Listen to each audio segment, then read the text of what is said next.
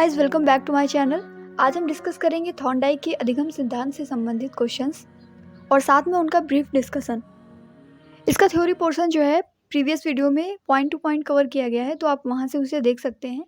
सो आइए स्टार्ट करते हैं। यहाँ पर हमारा पहला क्वेश्चन है, संयोजनवाद का सिद्धांत थ्योरी ऑफ कनेक्शनिज्म इनके द्वारा प्रस्तावित किया गया था। ऑप्शन दिए गए हैं स्किनर, टॉलमैन, पावलोव और थॉर्नडाइक। तो हमें मालूम है कि जो संयोजनवाद का सिद्धांत है वो दिया था थॉर्नडाइक ने। और यहीं पर अगर हम बात करें कि थॉर्नडाइक के संयोजनवाद के सिद्धांत को या सीखने के सिद्धांत को हम अन्य किन नामों से जानते हैं, तो इस सिद्धांत के कुछ अन्य नाम हैं, जैसे कि उद्दीपक अनुक्रिया का सिद्धांत, बंधन सिद्धांत, प्रयास और त्रुटि का सिद्धांत। प्रीवियस वीडियो में मैंने आपको बताया था कि बिल्ली पर थॉर्नडाइक ने प्रयोग किया था, उसको पिंजरे में बंद करके, जहाँ पर बिल्ली अनुक्रियाएं करती है और उद्दीपक के प्रति उसकी अनुक्रिया होती है, तो इसलिए इसे उद्दीपक अनुक्रिया का सिद्धांत कहते हैं। प्रयास और त्रुटियां करने के द्वारा वो सीखती है, इसलिए इसे प्रयास व त्रुटि का सिद्धांत भी कहते हैं। और साथ ही साथ इसे बंधन का सिद्धांत भी कहा जाता है। ये CT 2021 में पूछा गया क्वेश्चन है और इसका राइट आंसर क्या है? Thorndike, option number D. फिर आगे बढ़ते हैं हम क्वेश्चन नंबर 2 की तरफ। क्वेश्चन नंबर 2 क्या है? निम्न में से कौन सा सीखने के मुख्य नियमों में शामिल नहीं है? तत्परता का नियम, अभ्यास का नियम, बहुअनुक्रिया का नियम या फिर प्रभाव का नियम। देखिए, जो सीखने के नियम थे वो 2 टाइप के थे, एक था मुख्य नियम और दूसरा था गौड़ नियम। मुख्य नियम में 3 नियम आते हैं और गौड़ नियम में 5 नियम थे। तो मुख्य नियम में जो 3 नियम हैं उनमें से अभ्यास का नियम, प्रभाव का नियम और तत्परता के नियम थे। और क्वेश्चन में कह रहा है कि कौन सा सीखने के मुख्य नियमों में शामिल नहीं है। तो यहाँ पर जो ऑप्शन नंबर सी है, यानी कि बहुअनुक्रिया का नियम, ये मुख्य नियमों में शामिल नहीं है, ये एक गौड़ नियम है। 2017 में यूपी टेट में पूछा गया ये क्वेश्चन है। इसका आंसर हो जाएगा ऑप्शन नंबर सी, बहुअनुक्रिया का नियम। फिर आगे बढ़ते हैं हम लोग क्वेश्चन नंबर 3 की तरफ। क्वेश्चन नंबर 3 क्या कह रहा है कि वे मनोवैज्ञानिक थे जिन्होंने प्रयत्न त्रुटि अधिगम के प्रयोगों को संचालित किया था। यानी हमें ऐसे मनोवैज्ञानिक का नाम बताना है जिन्होंने प्रयत्न एवं त्रुटि के अधिगम प्रयोग किए। यहाँ पर ऑप्शन दिए हैं थॉर्नडाइक, कोहलर, स्किनर और पावलोव। यहाँ पर हमें मालूम है कि इसका राइट आंसर क्या होगा? थॉर्नडाइक, क्योंकि थॉर्नडाइक ही ऐसे मनोवैज्ञानिक थे जिन्होंने प्रयत्न और त्रुटि के अधिगम प्रयोग किए थे। और इन्होंने क्या बताया था कि यदि कोई बालक गलतियाँ करता है, त्रुटि करता है और उसके द्वारा सीखता है, तो इसे हम अधिगम का प्रयत्न एवं त्रुटि सिद्धांत भी कहते हैं। और अगर बात की जाए कि इस सिद्धांत को इन्होंने कब प्रतिपादित किया था, 1913 में, 1913 में इसका प्रतिपादन इन्होंने किया था। और इसके आधार पे इन्होंने क्या बताया? इन्होंने बिल्ली पर प्रयोग किया और उसके आधार पर इन्होंने नियम दिए थे, सीखने के मुख्य नियम और गौड़ नियम। और इस सिद्धांत को इन्होंने SR बॉन्ड का भी नाम दिया।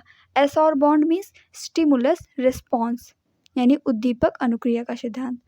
फिर आगे हम बढ़ते हैं क्वेश्चन नंबर 4 की तरफ।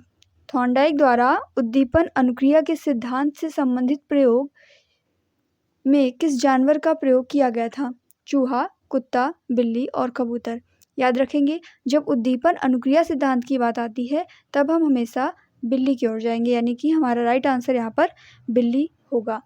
तो थॉर्नडाइक ने उद्दीपन अनुक्रिया सिद्धांत से संबंधित प्रयोग में बिल्ली का प्रयोग किया था।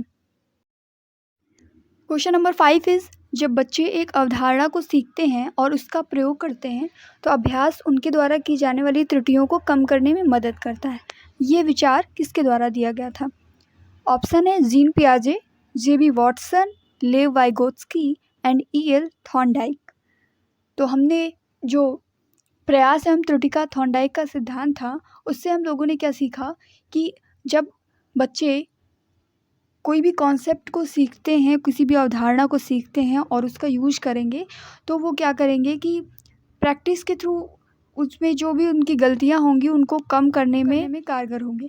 तो ये विचार किसने दिया था? ये विचार था EL थॉर्नडाइक का। तो यहाँ पर ऑप्शन नंबर डी हमारा राइट आंसर हो जाएगा। सीटेट में पूछा गया ये क्वेश्चन है। फिर आगे हम बढ़ते हैं। यहाँ पर देखिए इसकी डिटेलिंग दी गई है कि ये थॉर्नडाइक की प्रयास एवं त्रुटि के सिद्धांत से संबंधित है। थॉर्नडाइक ने बिल्ली पर प्रयोग करके ये सिद्धांत प्रतिपादित किया था। फिर आगे हम बढ़ते हैं क्वेश्चन नंबर 6 की तरफ। क्वेश्चन नंबर 6 क्या कह रहा है? एक बच्चा अतीत की समान परिस्थिति में की गई अनुक्रियाओं के आधार पर नई स्थिति के प्रति अनुक्रिया करता है। ये किससे संबंधित है? एक बच्चा अतीत की समान परिस्थिति में की गई अनुक्रियाओं के आधार पर नई परिस्थिति के प्रति अनुक्रिया करता है। ये किससे संबंधित है? ऑप्शन है सीखने का प्रभाव नियम, सीखने की प्रक्रिया का अभिवृत्ति नियम, सीखने का तत्परता नियम या फिर सीखने का सादृश्यता नियम। तो यहाँ पर क्वेश्चन हमें क्या कहना चाहता है कि समान परिस्थिति यानी कि ऐसी ही सेम सिचुएशन उसके साथ, उस बच्चे के साथ पहले कभी हो चुकी है, तो जैसा उसने रिएक्ट किया था वैसा ही वो इस नई कंडीशन के साथ भी रिएक्ट करता है। तो ये कौन सा नियम होगा, किससे संबंधित होगा? तो ये होता है सीखने का सादृश्यता नियम। क्योंकि सीखने का सादृश्यता नियम क्या कहता है कि बच्चा जब किसी नवीन परिस्थिति या किसी समस्या के उपस्थित होने पर उससे मिलती-जुलती अन्य कोई भी सिचुएशन को याद करता है, जिसे उसने कभी पहले फ़ील किया हुआ हो, तो वो उसके साथ भी वैसी ही प्रतिक्रिया करेगा, वैसा ही उसका रिएक्शन होगा, जैसा कि उसने पहली सिचुएशन के साथ में किया हुआ था। ये बताता है सीखने का सादृश्यता नियम, जो कि थॉर्नडाइक के सीखने के गौर नियम के अंतर्गत आता है। सीटेट में पूछा गया ये क्वेश्चन है। इसका राइट ऑप्शन है option number D. So guys hopefully आपके लिए ये क्वेश्चंस एग्ज़ाम के पॉइंट ऑफ व्यू से बहुत ही ज़्यादा इम्पॉर्टेंट होंगी, और अगर आप इनकी रेगुलर प्रैक्टिस करेंगे और क्वेश्चंस के टच में रहेंगे, साथ ही साथ इसका थ्योरी पोर्शन कवर करते रहेंगे, तो निश्चित ही आपके एग्ज़ाम में कोई भी क्वेश्चन बाहर से नहीं फंसेगा। सारे क्वेश्चन इसी टाइप के आते हैं, बस हमें थोड़ा-सा दिमाग में ये रख के चलना है कि हमारा कॉन्सेप्ट क्या है और उससे बेस्ड क्वेश्चन किस आधार पे बनते हैं। So guys hopefully you like the video and subscribe my channel and B punctual with your studies. Continue learning and keep supporting. Thank you all.